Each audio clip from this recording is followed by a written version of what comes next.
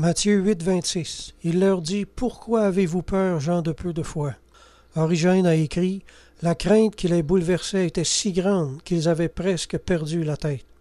Bon, même si ça fait peur d'être devant une épreuve et même si la tentation de fuir est forte, il faut se dire que ce qu'on affronte avec Dieu peut pas être pire que qu'est-ce que je vais affronter tout seul si je vais dans l'autre direction.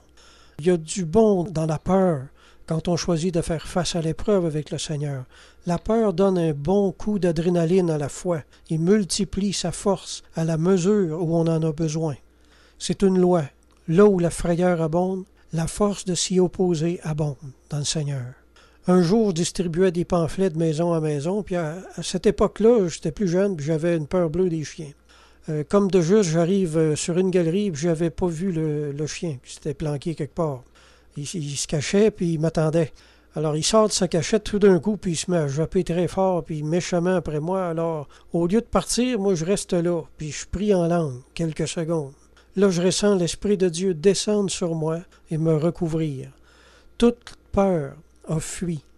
Je ne ressentais plus aucune peur. Je ressentais, au contraire, tellement d'amour pour ce chien-là que je m'avançais vers lui pour le caresser. Le chien s'est mis à changer de ton complètement. Il courait dans tous les sens. C'est lui qui était mort de peur de me voir faire ça. Une autre fois, j'avais contacté un croyant rétrograde. Puis je lui avais mis les choses claires face à sa responsabilité de revenir au Seigneur. Oh, qu'il n'a pas aimé ça. Il n'a pas aimé ça. Quelques jours plus tard, je le rencontre dans une petite rue. J'étais de mon côté du trottoir, puis lui du sien. Je savais qu'il m'en voulait. Puis il me voit de loin, puis il y avait une figure qui en disait long. Bon, il me regarde bien sérieux, il traverse la rue le poing serré, puis il s'amenait pour me donner un coup de poing, ça c'était évident. Alors moi, je m'arrête, puis je le regarde dans les yeux. Et il est arrivé devant moi, tout près. Toute la contenance arrogante de son visage se met à changer sous mes yeux. C'était tellement étrange.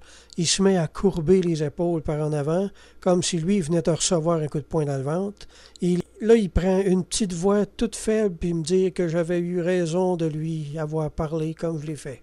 Je pouvais voir que ce gars-là, plus grand et plus fort que moi, avait une peur bleue d'être en face de moi. Alors, dans le livre du Deutéronome, il est écrit « Je vais répandre dès aujourd'hui la frayeur et la crainte de toi sur tous les peuples qui sont sous le ciel, et au bruit de ta renommée, ils trembleront, ils seront saisis d'angoisse à cause de toi. » Deutéronome 2, 25. Le Deutéronome 11, 25 dit aussi « Nul ne tiendra contre vous. L'Éternel, votre Dieu, répandra, comme il vous l'a dit, la frayeur et la crainte sur tout le pays où vous marcherez. » Amen.